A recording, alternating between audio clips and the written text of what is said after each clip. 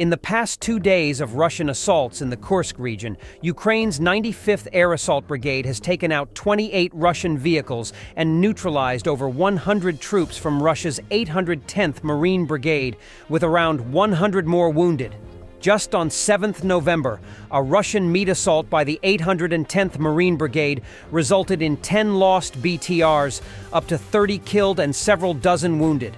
An army of 50,000 Russian and North Korean soldiers is getting ready for a Kursk counteroffensive. What will happen on this crucial area of the expansive Russian-Ukrainian front line? It's been more than 3 months since Ukraine took parts of the Kursk region of Russia with almost no resistance. Russia has been trying to take it back with little success, while taking horrific losses. The Russians had orders to retake their lands before the US elections. They have put a lot of effort into this, and utilized the now infamous tactic of meat assaults, throwing both people and equipment at Ukrainian forces indiscriminately. The Russians made some advances, but ultimately failed to complete the task before November 5th. The AFU managed to hold a line of defense, and experts think they will be able to hold on for a while longer. Now it seems the Kremlin has set a new deadline. They want to return Ukrainian-occupied lands before the inauguration of President-elect Trump on January 20th. This would put Russia in a much stronger negotiating position if Mr. Trump's plans to make a peace deal come to life. To accomplish this, Russia is preparing a new counteroffensive.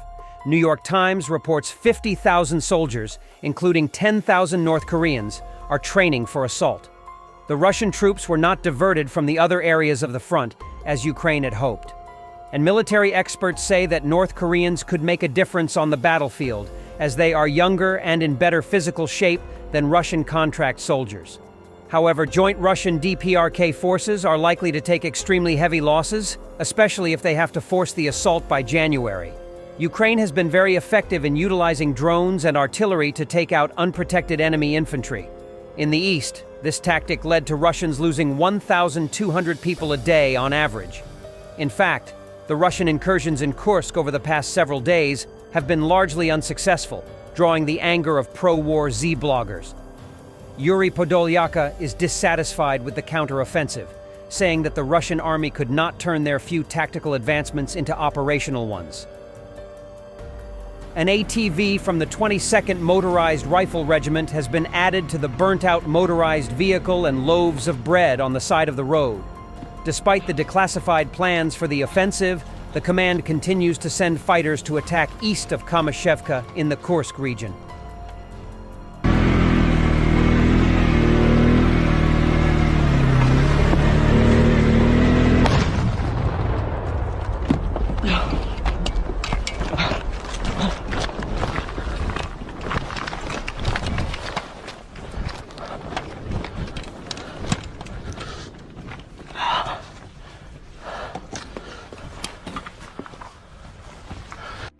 According to Russian media, in the leaked documents of the Ukrainian armed forces, they reported on the use of a mock-up of the S-125 anti-aircraft missile system as bait for the Russian Iskander missile. However, the news that the Russian armed forces destroyed this anti-aircraft missile system, although in fact it was a mock-up, was posted on the official channel of the Ministry of Defense. Tell me, how many more of these important mock-ups has the Ministry of Defense presented as the destruction of expensive military equipment? And the missiles spent on this are also not cheap. A Russian drone is fooled by a mock-up. Ukrainian mock-ups, such as decoy tanks and artillery, play a vital role in minimizing losses and strategically outmaneuvering the Russian army. By deploying realistic replicas, Ukraine successfully diverts enemy fire and forces the Russians to waste valuable munitions and resources on non-existent targets. Soviet Ka Quality, a mortar crew member of the 22nd Motorized Rifle Regiment, reports on the successful completion of a mission. A truly unique case. This Russian Bukhanka wasn't just blown to pieces by the explosion. According to the person reporting the incident, the driver Vanya was ejected along with his seat like a fighter pilot, which allowed him to survive, though with injuries.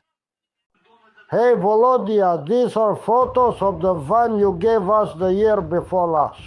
Vanya was driving. He was taking some important supplies to the positions.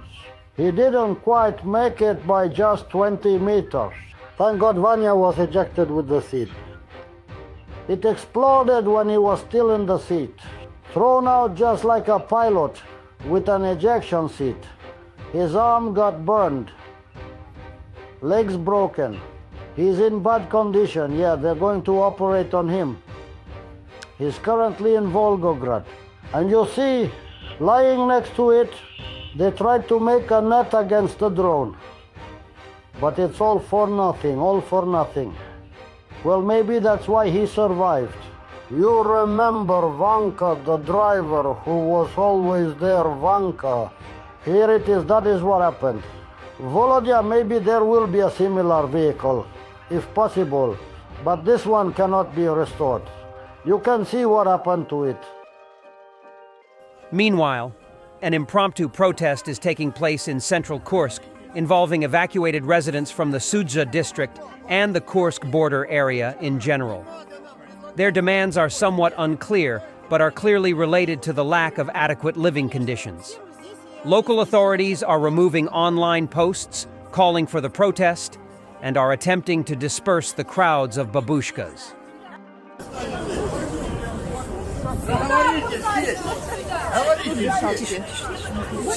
Зачем мне в подвал к вам идти? Какой подвал? Вам предлагаю. Не надо нам предлагать. Встаньте вот здесь. Встаньте перед этими людьми, вот, которые здесь. Конечно, всем здесь и объяснить все, зачем куда-то идти.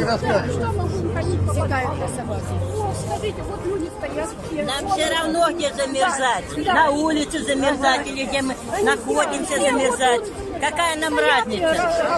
Мы все равно без дома. Мы никуда не пойдем, мы будем здесь. Thanks for watching, and don't forget to subscribe. Also, if you want to support Warthog Defense, please become our member and get early access to new videos, exclusive members-only videos, and become administrator in comment section. The membership link is in the description. Every day. We had a guy last week at 6 rescues in 6 days. You know, he's doing the job every day.